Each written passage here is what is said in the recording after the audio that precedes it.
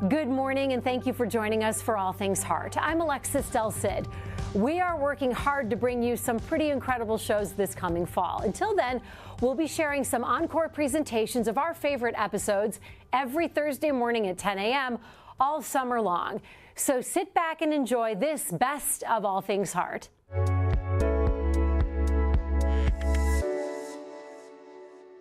Did you know you had this little hole, this condition before any of this happened? I had no idea. A hole in her heart. Coming up on today's All Things Heart, a married couple, both doctors, dealing with a diagnosis that had their worlds colliding. From the University of Kansas Health System.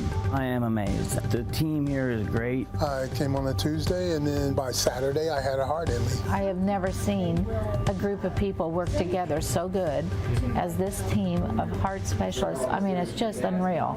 Stand by to set up show. And the Dolph C. Simons Jr. Family Broadcast Studio. Roll it. Always makes you feel like you're the most important patient on the planet. I felt heard, and that was really big.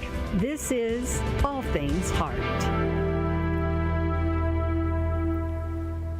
Good morning. I'm Alexis Del Cid. Welcome back to All Things Heart. Here's what we're talking about today. It would seem like the very definition of a heart problem, being told you have a hole in your heart. You're about to meet a local woman who experienced a startling symptom that led to the diagnosis and her husband's connection to the very procedure she needed to treat it. Plus, did you know 1 in 4 people has a hole in their heart? How to know if you're among them? We will tackle that as well. And as always, we love your questions and comments. They're the very heartbeat of every episode, so feel free to connect with us right now. We are on YouTube, Facebook, and the All Things Heart email. We're everywhere. You can find all those links right here on your screen. We all have a hole in our hearts before we're born.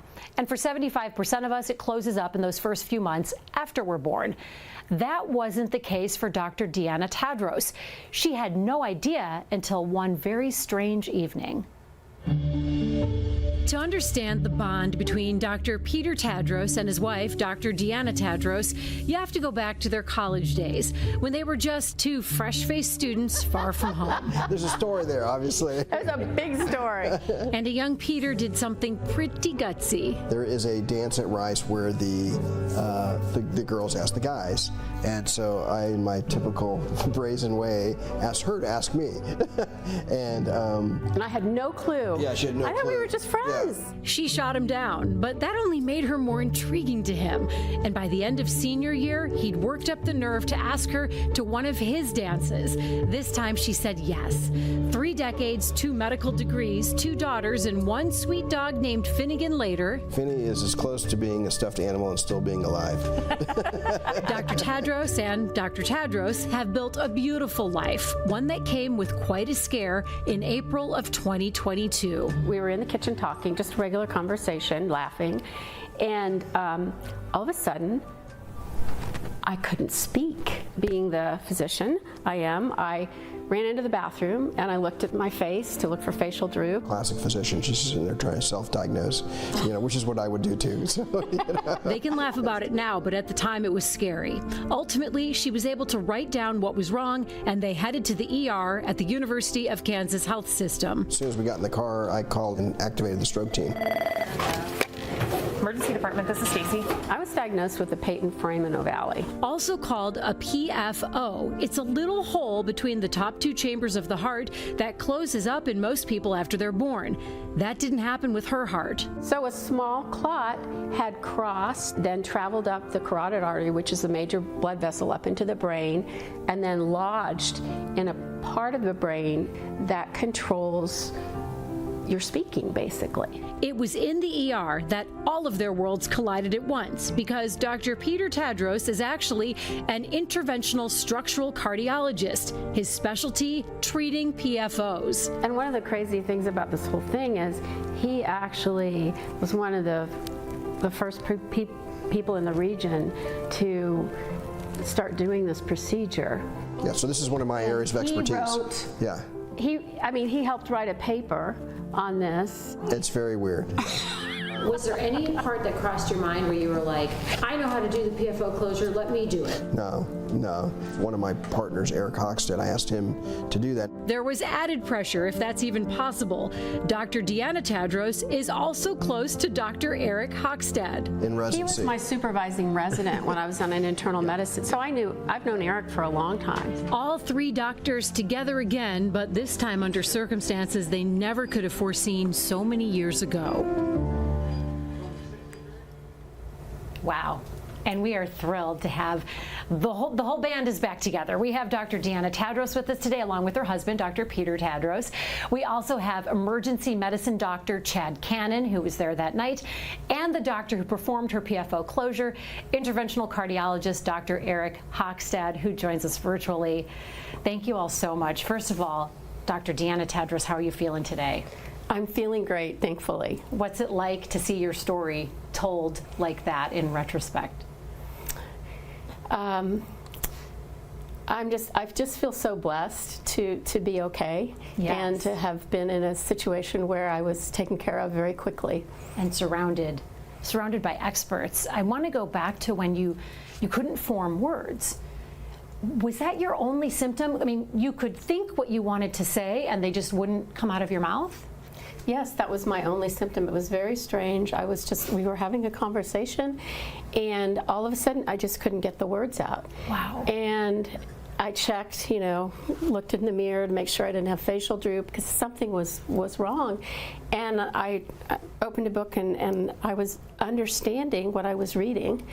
But when I tried to recite it, I couldn't recite it. So I said something to Peter.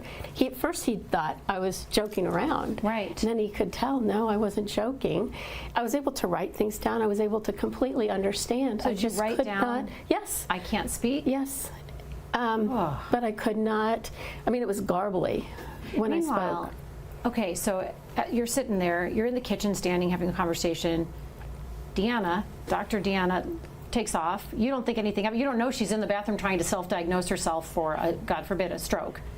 So at what point did you realize, oh my gosh? Well, I saw she was trying to speak to me, and she really wasn't. And I was like, are you joking? I thought she was joking around. We were talking about another issue. You guys are always joking around. Yeah, exactly. You're a couple that's filled with laughter, right? But, and then I realized, no, she really can't speak. And then I said, you can't speak. And then she wrote, I can't speak.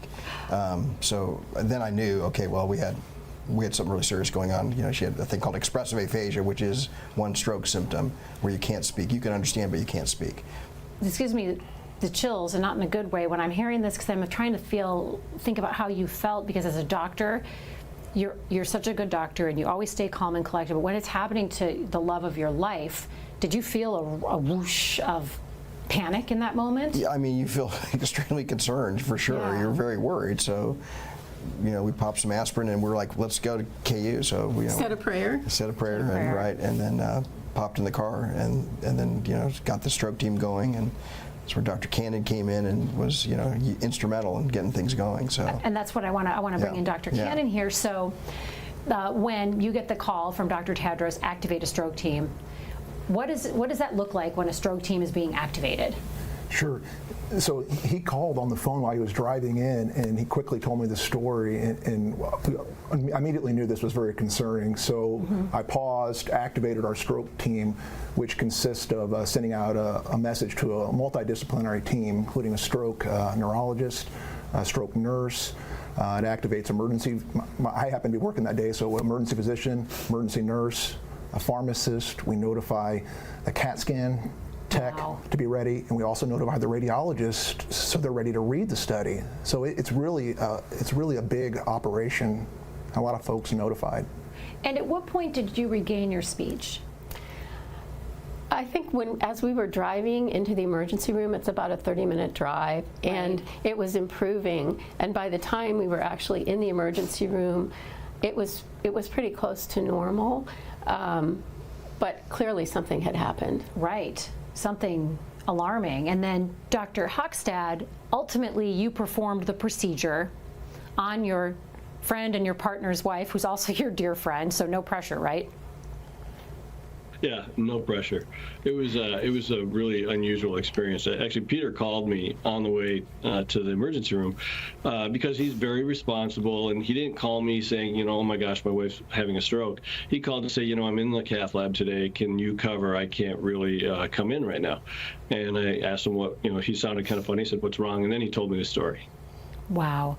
And so you now have the job of closing the hole in Deanna's heart, and we're going to show our audience some animations of the procedure. But could you talk us through this procedure and what you do and what you did for Dr. Deanna Tadros? Sure. This is showing a wire going across what is the PFO. It kind of goes quickly, but that's the delivery catheter for the device. As we advance it, it flattens out into a disc, and then we can pull that disc up against the wall and then deploy the other disc on the right side. And if we like it, then we can lock it in place, and that shows a little hoop that locks the catheter, the device. And then if we really like it, we can let it go. And then over time, it gets covered with scar tissue or endothelium and really seals the hole nicely. What are those discs made of? Polyurethane, they're a fabric, and then just wire for framing. So from start to finish, how long does it take to perform the procedure? It really only takes about a half hour to 45 minutes for a typical procedure. You do run into different challenges depending on how you do it. And this is actually, this is, I guess, one of the Gore's images of the same device. That's what we see under X-ray on the right. Okay. Okay. And on the left is the delivery catheter. Is it possible, Dr. Tadros, to live your whole life with a PFO and not have any problems? Yeah, it is. Actually, the majority of patients, as you mentioned in the beginning, it's 25% of the population have PFOs. The vast, vast majority of people never live in their whole life, live and die, don't realize they have a PFO. So any 1 out of 4 of us, well, standing in this room. Four, right here. So you're the 4 here. And then if when you're watching this from home or the office, I mean, look around you. There are 1 out of 4 people probably have a hole in their heart that didn't close up. Is that? Yeah, it's kind of a remnant. It's almost like a normal variant. It's a remnant of that fetal circulation. Okay. So just because you have a PFO doesn't mean that something imminent is going to happen. And I think the other point is that, you know, she clearly was having a stroke. There's many causes of stroke, so it wasn't until later that we knew that it was the PFO. And it's something you specialize in, which is so weird. It's another element, another layer of the onion. Yeah. What did you think when you found out it's something that you've written papers on, you've done research on, you specialize in treating? Well, it's a very weird feeling that your wife is suffering from the condition that you treat people, and now that she's gone through this, it's a conversation I can sometimes have with patients who are unsure about proceeding forward with. I can say, well, do you believe in this? Do you think it's the right thing? I say, well, matter of fact, my wife had the same thing, and she went through and she had the procedure, and she has done well. So, what a great story to be able to tell your patients. Right. And if you trust enough. You trust your partner to perform this procedure on your wife, so your patients are going to feel like it's going to be reinforced they're in great hands. Yeah. Dr. Cannon, so when someone comes in having a stroke, do you immediately scan them for PFO, or is PFO as a reason for it rare? PFO is really rare. I believe it's far less than 1% of strokes are caused by this. And in this case, even when someone comes in with isolated expressive aphasia where they can't speak, the cause of that is usually not a stroke. It's often something else like psychogenic, hysteria, or conversion disorder. And I recall asking if you guys had been in an argument or something else could have been going on that led to this. It's a response to something emotional, typically? And then when they said no, and they told the recited the events, I said, no, this is very concerning for a stroke. So I have a question for you. Her symptom was not being able to speak, and then she could speak, so the reason she couldn't speak was because the clot had lodged in the part of your brain that controls speech. Where did it go next? For her to regain the ability to speak, was this clot just traveling around in her brain? I don't think we know for sure, but I think likely it dissipated and dissolved. Okay. And the body has mechanisms to dissolve. Right. And she got some aspirin therapy right before. The aspirin may have contributed to that. Boy, that's good. Yeah.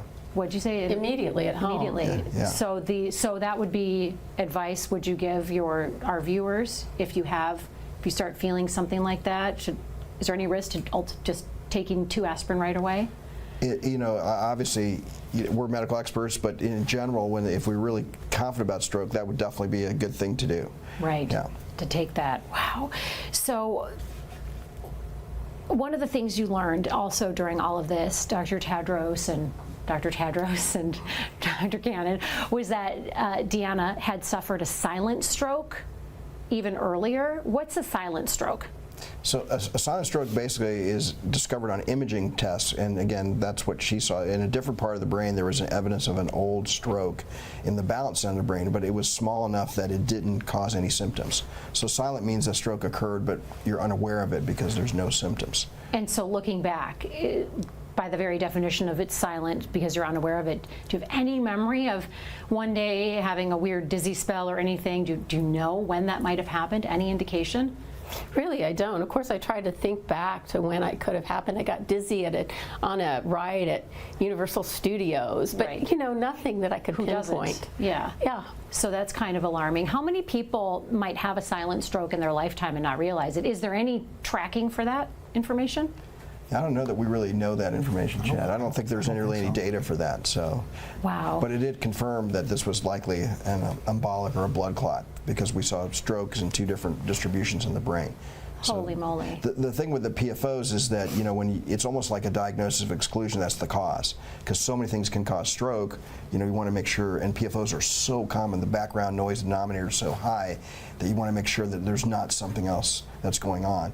And that's where Dr. Cannon came in and was rapidly evaluating her for all these other potential causes. Dr. Cannon, how rare is it to have a friend and family member or colleague's family member or spouse in the ER when you're there for what you do? It's not as rare as you would hope. Really? It happens, and when I've been here for 20 years, I know a lot of folks in the city and in the institution. So it does add an extra challenge to take care of folks or your friends and family, and you have to be really careful that you still ask difficult questions and you do a thorough history and exam so you don't miss anything. And Dr. Hochstad, how often is it that you are performing these procedures? Is it a daily basis? Weekly? No, it's not daily. It's probably every couple of weeks. It's becoming more and more common as the rest of the medical community starts to recognize that this is an important cause of strokes in people who have no other risk factors. I want to ask one more question before we get to the community questions, because we have some great questions from our viewers. Dr. Deanna Tadros, you had said something that I've always remembered from our interview. You said you felt so grateful that this happened at this particular time because the only reason you knew was because you were trying to speak. Whereas if you'd been on a walk, alone, reading a magazine, sleeping, you wouldn't have known that this blood clot had lodged in your brain. I mean, that's really, it is lucky. Right. I actually, looking back, I felt very blessed that it happened when it did. Peter was home, and I was awake, alert. I knew that something had happened. And the fact that, as we said, I'd had a silent episode prior. Wow. It's just so important to get it taken care of. Mm-hmm. And so the fact that I had symptoms led us to the emergency room, led us to the diagnosis, led us to the treatment. And so grateful that you guys were led to each other decades ago. I mean, you married the guy who was the expert on what you had wrong in your heart. Yeah. I also want to just make a comment about, I've obviously experienced being a doctor for patients who are evaluated by the stroke team, but as a family member of a person who was evaluated by the stroke team, it's pretty amazing to watch how coordinated it is, how rapid it is, how the communication. I mean, it was very heartwarming to realize I was part of this KU community that really did an amazing job in evaluating her. And we always have patients saying it's like a family when they come in here to be treated, and it's like family treating family. I want to get to some of our community questions because we have already gotten several of them. Kip has a question. He writes, if 1 in 4 people has this hole in their heart, how do I find out if I have it? Is there any preemptive testing we should be doing is what I think Kip is asking. Yeah, and Eric can answer it as well as I can, because he's also an expert in PFO. But the bottom line is that they're very common, and the vast majority of people never have an issue with their PFO. And when they've looked at the data, epidemiologic data, to see does it really increase your risk overall if you have a PFO. The answer is really no, because the event rate is so low. Oh, interesting. So if you know you have it, you still don't really do anything with it. So because it's such a rare cause of stroke. And you just answered Eric's question, because Eric was asking, our viewer Eric, should you get it closed if you aren't having complications? Yeah. And the answer Dr. is no, Hoxton because then you'd be no. closing 25% of the population. And for heart procedures. Yeah, so it'd be like if you went to Arrowhead Stadium, 15,000 fans out there have PFOs. Oh, that's a good way to put it. And so they're living their lives not even realizing they have it. Because again, it's more like a normal variant than really a, congenital heart disease. Corey has a question. Corey wants to know, is this genetic? Do you have any idea? Eric, do you want to comment? Eric, I can Dr. also Hoxton? comment. Yeah, I don't think it really is. I think both Peter and I have had families where more than one person has a PFO. But as far as I can tell, there's not a strong genetic link. Yeah. And I would agree with that, just because, again, this is, everyone has, 100% of us have this as part of our normal fetal circulation. Right. So it's really more, the fact it doesn't close is really more like a variant of the process. Kim Bosley Moore just wrote in, one of our Facebook viewers.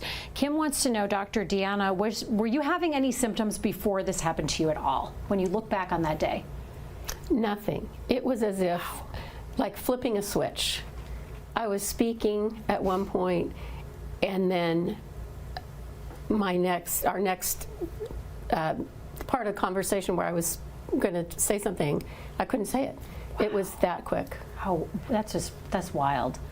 Sharon Chapman Whitelaw has a question. She wants to know if an echo will show a hole. Will an echo show a hole? Yeah, that's how it's diagnosed. So that's it. With the echo, yes. Okay. Wendy has a question for Dr. Deanna. She writes, what happens now? Any follow-up medications, appointments? Oh, yes. I had a follow-up echo, I think it was like a few months after the procedure, just to double check, and everything was fine. For 3 months after the procedure, I was on dual antiplatelet therapy, which was like a baby aspirin and Plavix. And then after 3 months, I stopped the Plavix. I'm on a baby aspirin a day. That's it. And that's it. Mm-hmm. And did you feel, after the procedure, did you feel tired, sore, anything like that? What was the recovery like? The recovery was not. The recovery was fine. I had to be a little careful because they go in through the groin, so you have to be careful with the incision site. And then I think for the first few months I couldn't do any, I couldn't play football, which wasn't a problem. Or football, roller derby. Right. No, but seriously, I didn't water ski, and we were in the mountains, and we didn't do any four-wheeling or anything like that. But did you find, normal. Was your husband, were you treating her like she's made of glass, like she's an ornament or an eggshell? I was trying to be cautious. I bet that'd be so stressful. He was so sweet to me. Oh, he was so that. sweet. He took such good care of me. I just love that. Keep it going. You guys take care of each other. That's really beautiful. So, Alexis? Yeah. I have one comment about the testing and the echoes. Yeah. It's actually a special part of an echo. If people have had echocardiograms in the past, we may not see a PFO. We have to do something where we agitate saline and inject that. So we have to be specifically looking for it on an echo. Otherwise, we often won't see it. Okay, that's a really good point. I want to keep our whole panel up here now for some final thoughts, because this is such a special program. Dr. Deanna Tadros, I want to start with you. By nature, you said you're not really big being in front of the camera. However, you really wanted to get this message out to the public. So what's your message to people watching? My message is, as a patient and a physician, if you're having unusual neurologic symptoms, things that you can't explain, please see your doctor. And if you have a PFO and they recommend that you close it, I would have no qualms about having it done again if I needed to. It's just for peace of mind too. I know that hole isn't there anymore. I know that a clot can't go through and cause a stroke. So I would just highly recommend you if you're having symptoms or episodes, get it checked out. Call these guys. Absolutely. have a neighbor like Dr. Peter Tadros or Dr. Cannon or Dr. Hochstad. No, I mean, that's really a good message for anyone watching. Dr. Tadros, what would you like our viewers to know? You know, I think one is that, again, PFO is a rare cause. I mean, even though it's so common in the population, so just because you have a PFO, you shouldn't live your life in fear that you have it. It's only when you're looking for causes of stroke that we really want to focus on it. And then two, I think the real message is if you have any type of symptoms that are suggestive of stroke, you need immediate evaluation. You need to go to a stroke center. I mean, that's really the key because, you know, immediate treatment can result in often, you know, limiting disability or not having any disability from your stroke. And stroke isn't always just, you know, having the droopy face. It can be you can't speak, you have balance issues, you know, those things. So it's important to get that evaluated immediately and not wait. Dr. Cannon, you're nodding your head. Yes, absolutely. I agree. You really need to listen to the symptoms, and even if you happen to be stubborn or you would like to, you know, finish your day doing something else besides going to the emergency department, listen to your instinct. And if your loved ones are concerned and you happen to be stubborn, listen to them. And because every minute matters. Time is tissue, and this is stroke is a real time-sensitive disease, just like a heart attack.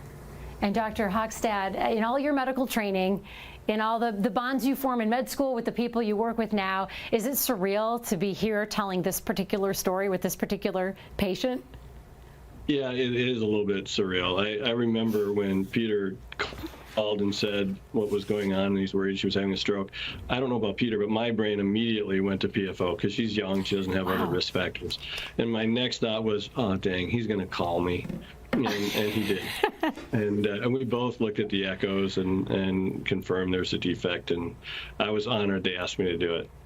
Oh, that's wonderful. We're not done with you yet because we know our surgeons and doctors do amazing work inside these hospital walls. We know that. But what are they like when they're not saving lives? It's time to do this. Now for a secret look into the guardians of healthcare at the University of Kansas Health System. Let's go behind the mask.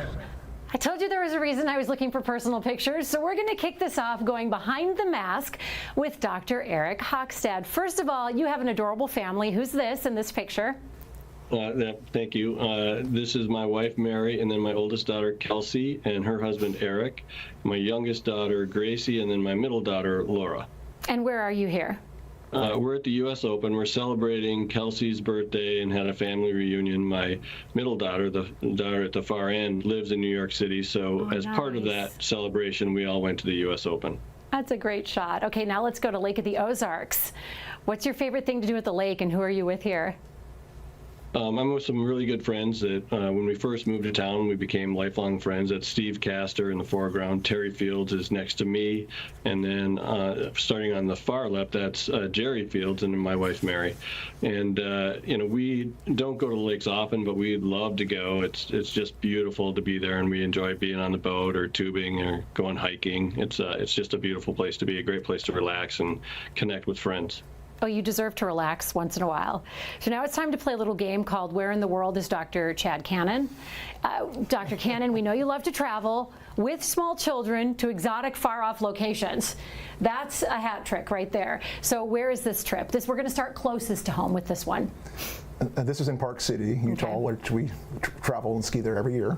Mm-hmm. And who's in this picture? That's my wife, and then my boy-girl twins, Max and Emery. How old are your twins? They're 16 now, so this is a few years old. And they're driving now? Very scary. So you have twin new drivers in the house. I bet your insurance is sky high. Very high. Yeah, that's no fun, right? And next up, we have a picture from a bit further away. China. How old were your kids when you went to China? Oh, they were probably about 8 then. Yeah, this is on the Great Wall of China outside of Beijing. And then from China to Machu Picchu? Correct, yep. Tell us about your philosophy in traveling everywhere with your kids, because it's really neat.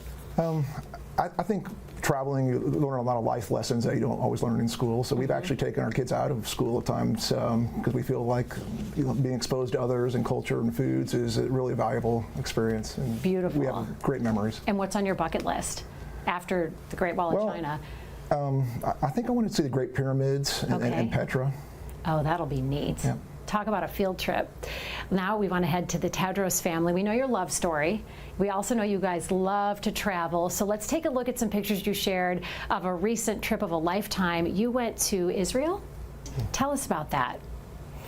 It was wonderful. We had been planning this trip for actually a couple of years. It was canceled once for COVID. We went with our church, and we traveled all around the Holy Land, and it was very inspirational. It's beautiful. Wonderful. We love seeing your pictures together.